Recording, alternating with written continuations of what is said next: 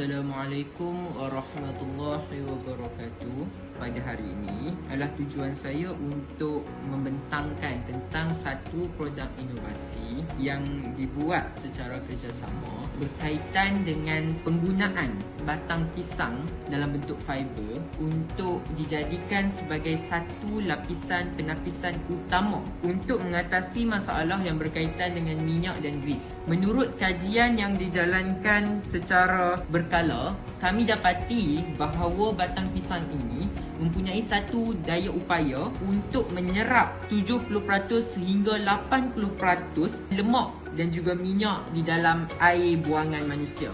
Daripada kajian yang kami lakukan ini, kami perlu pastikan dahulu sama ada pada sebelum ini adakah satu inovasi telah dilakukan berkaitan dengan konsep yang sama, iaitu konsep penggunaan batang pisang fiber sebagai satu usaha untuk menyerap dan membuang sisa kotoran minyak. Berdasarkan apa yang kami lakukan ini, kami dapati daripada akar umbi tiada satu inovasi yang digunakan untuk dijadikan sebagai satu filter, tetapi inovasi yang berkaitan dengan batang pisang sebagai satu alat untuk menyerap minyak hanya digunakan di atas lautan, iaitu didapati adalah inovasi di New Delhi, India, yang mana mereka menggunakan batang pisang ini sebagai satu medium untuk menyerap tumpahan minyak di laut. Jadi disebabkan itu, kami fikir bahawa penggunaan batang pisang ini dapat menyelesaikan masalah semasa, iaitu yang pertama adalah masalah pencemaran air berkaitan dengan minyak,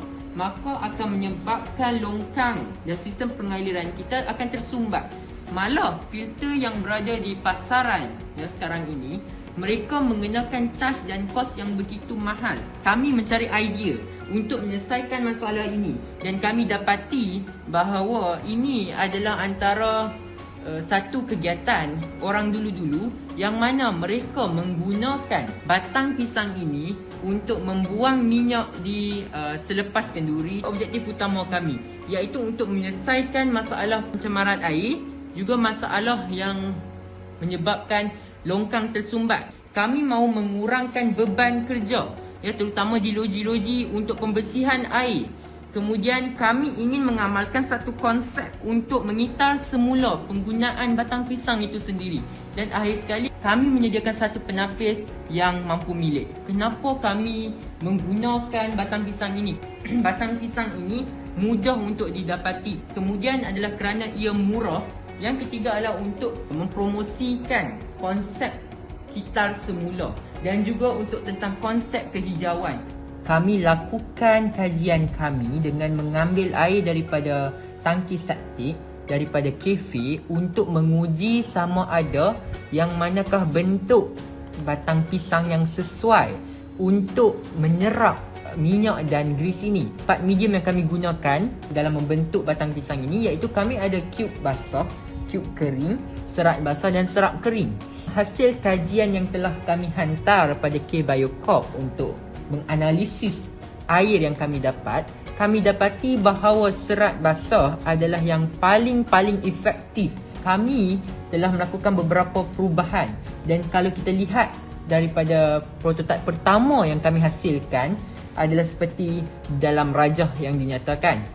Kami letakkan di bawah sinki untuk menapis air buangan daripada sinki tersebut. Kami mengaplikasikannya di 2 buah restoran dalam tempoh 6 bulan sahaja. Kemudian kami menganalisis air yang kami dapati dan ia boleh dilihat dalam slide ini. Sebagai keputusan daripada pengaplikasian itu, warna air itu telah berubah menjadi sangat jernih. Kos untuk mencipta bahan ini sangatlah murah, iaitu sebanyak RM321. Seterusnya, setelah mendapat testimoni lah daripada pengguna-pengguna kami perlu lakukan penambahbaikan. Kami meletakkan pH meter di penapis kami untuk menguji kadar pH air tersebut, kerana kami dapati kadar pH air itu mempunyai kaitan dengan kandungan minyak dalam air itu sendiri. Kadar pH air itu boleh dikesan, lihat di dalam telefon pintar. Semestinya produk kami ini mempunyai potensi untuk dijual. Jadi sekian saja daripada saya. Sekian, terima kasih.